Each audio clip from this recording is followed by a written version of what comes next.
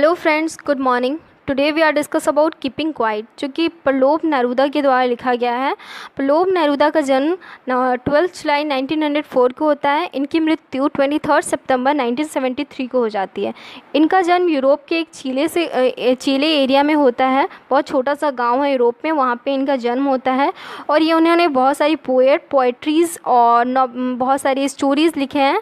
और इनकी जो पोएम की तरफ अंडरस्टैंडिंग है वो बहुत ज़्यादा थी, जिसके कारण इन्होंने नोबेल प्राइज़ से नवाजा गया था 1971 में।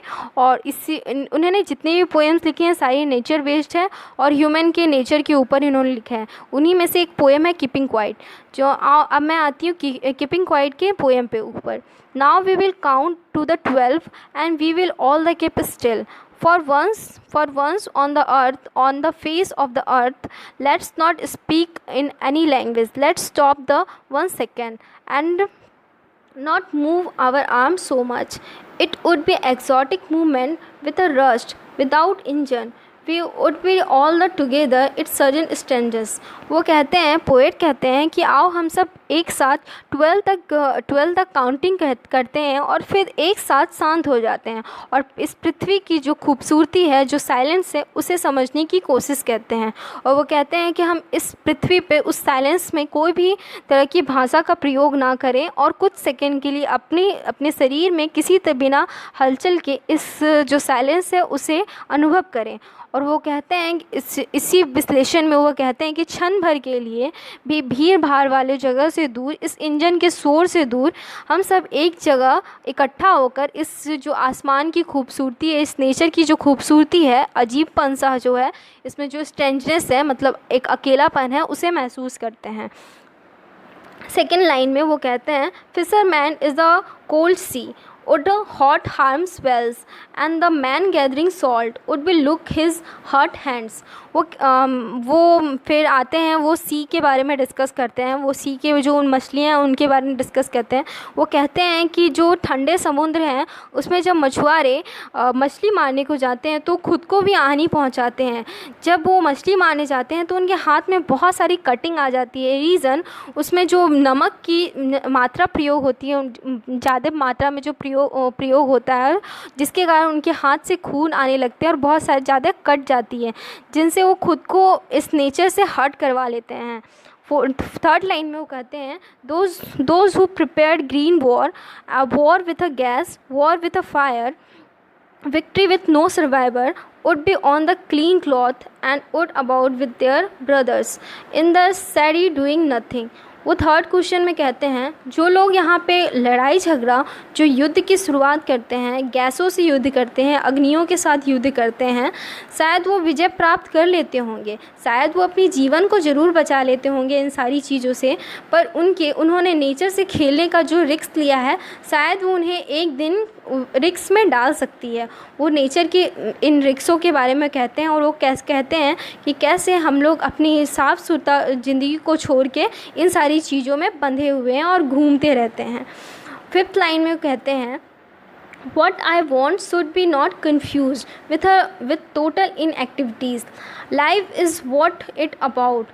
I want to know truck with a death. If we were not so single-minded about keeping our life moving, and the forced one who could nothing, perhaps a huge silence might interrupt this sadness of the never understanding overself and treating overself with a death. वो कहते हैं कि मैं चाहता हूँ कि इस जो उदासीनता वाली जगह है, मतलब जो बिना साइलेंस वाली जगह है, जहाँ पे हर लोग अपनी ज़िंदगी से परेशान है, अपनी ज़िंदगी में खोए हुए हैं और बहुत सारी चीज़ों को फेस कर रहे हैं, वहाँ हर कोई यहाँ पे मृत्यु से डरा हुआ है। और संकीर्ण मानसिकता, वो संकीर्ण मानसिकता मतलब छोटी सोच के बारे में बात कर रहे हैं। वो छोटी सोच वाले लोगों को कह रहे हैं कि कैसे छोटी सोच वाले लोग खुद को तो गिराते ही हैं और दूसरों को भी गिराते हैं। और वो कहते हैं कि अगर आप अपने जीवन में एक गतिशीलता, मतलब अपनी रनिंग लाइफ को अगर कंटिन्यू करते हैं तो आपको क्षण भर के लिए भी ऐसी दुखित दुखी चीज़ों का सामना नहीं करना पड़ेगा और शायद अपनी लाइफ को खुलकर जी सकते हैं और आपको मृत्यु से भयभीत होने की थोड़ी सी भी ज़रूरत नहीं है। वो 5th लाइन में इतना ही कहते हैं। नाउ हम लोग आते हैं 6th स्टैंजा में। Perhaps the earth can teach us when everything seemed dead and later proves to be alive. Now we'll count up the 12 and you keep quiet, it will go. वो कहते हैं कि शायद हमें पृथ्वी सिखाती है कि प्रत्येक वस्तु जब स्थिर होता है, जब वो साइलेंस में होता है तो वो एक मृत्यु के समान होता है, और जब वो किसी एक्टिविटीज़ को करने लगता है तभी उसमें ज़िंदगी आती है।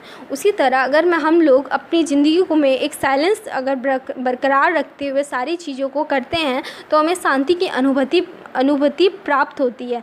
इस पूरे लाइन में, इस पूरी पोएम में इन्होंने बस एक शांति के बारे में ही डिस्कस किया है। नाउ मैं आती हूँ, एक 3rd स्टैंजा है, आप लोग जो पढ़ेंगे उसके क्वेश्चंस मैंने कुछ क्रिएट किए हैं। पहला मैं पोएम को डिस्कस कर देती हूँ। It would be exotic movement with a rush without engines, we would all be together with a sudden strangeness. इसके ऊपर 4 क्वेश्चन मैंने एक्सप्लेन किए हैं। First question, explain the line we would all be together. Second question, which movement is the poet talking about.